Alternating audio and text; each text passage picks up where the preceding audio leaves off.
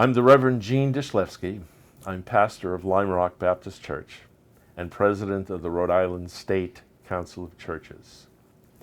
As someone who does pastoral care, I'm very well aware of the anxiety and distress that families have been through this pandemic year and a half, especially in situations where there has been loss. And loss of a loved one is particularly difficult for children. And so, I'm here at Bradley Hospital today with Dr. Mary Sullivan to learn about a valuable resource.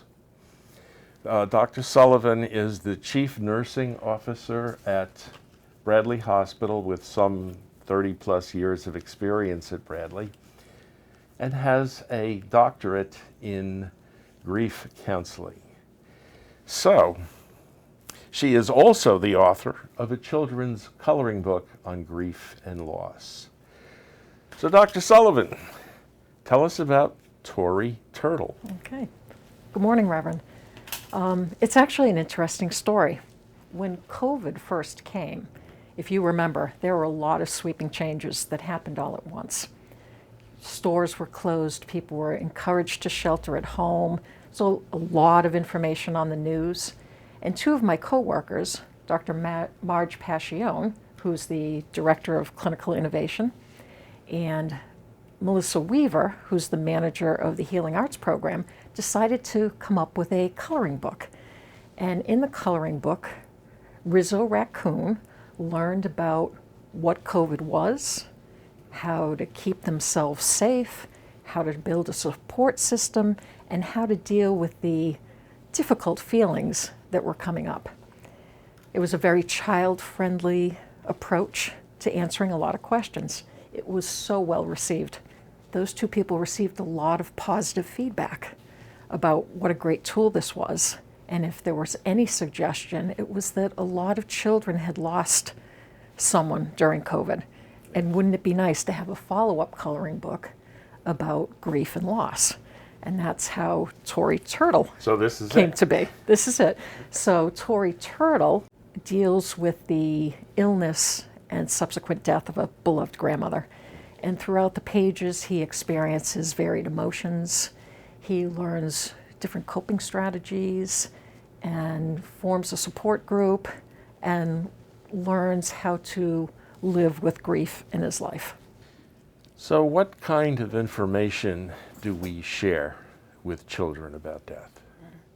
I think the best place to start is by being very honest with a child. I think we want to protect children from any kind of painful emotions, so we can say, they've gone to a better place, or their work here was finished, we've lost them. All those words can be very confusing for a child. It's okay to use the words death, died, and to put it in a very simple format to start. If we protect children too much and use euphemisms, they're going to eventually hear the truth, maybe from a peer on the playground or, from a neighbor. So it's best if we're as honest as we can be with them right from the start.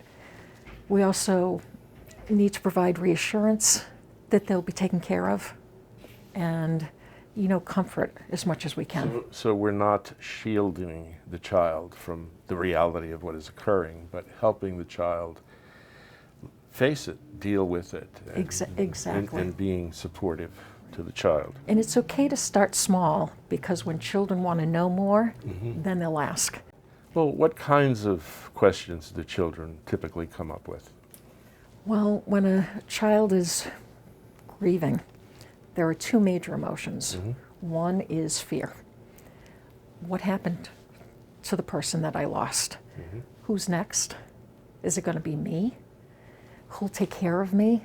I mean, it really is overwhelming to a child to deal with grief, especially if it was a primary caregiver. There's a lot of unknowns, and they don't necessarily know how to ask those questions, so it's important to be proactive. The second emotion that they feel is guilt. Why didn't I notice that Grandma had a cough? Why didn't I notice that they weren't well? Why didn't I call 911? So again, reassurance is a really valuable tool to give children so that they don't suffer a overwhelming and unnecessary feeling of guilt. I noticed in the story that Tori visits a friend to play. I thought that was interesting. Tell me about that. I think it's important for children to have as many opportunities to talk about what they're going through as possible. And if they've lost somebody close, then their immediate family may be also dealing with grief. So it's nice for them to have other outlets. And friends are a great outlet. You can, talk on your level with a friend. You can feel accepted. Even though you're in grief, your friends still accept you. Though you've had this loss, because that can be a concern, they don't feel so alone. And children have their own kind of language, right? They can go in and talk about grief for a little while, and when it gets overwhelming, they can go play hopscotch and then come back and touch on the subject again, which is a nice way for children to continue to I think move that's through the grieving that's an process. interesting point, because we tend to see children as small or younger adults, but they're not, and they emote differently and they deal with stuff differently. And A lot of what I've read says that children grieve in bits because their mind is young and their mind protects them. So if the feelings are getting too intense, right. then they'll move away to something more pleasurable. This doesn't mean that they're not grieving. This is how children grieve. So it's important to constantly loop back and check in with a child. And this behavior is perfectly normal. It's their mind's way of protecting them from too much negative emotion. Okay, what might be the key thing that you would tell parents about helping, or other adults helping grieving children? I think the most important thing is to be present, be comforting.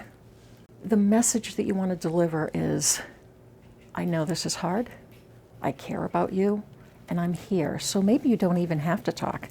Maybe this is a good time to do artwork together, color in a coloring book, read together, just to show that you're present in their life. To be a calming presence. That's right. That sounds good.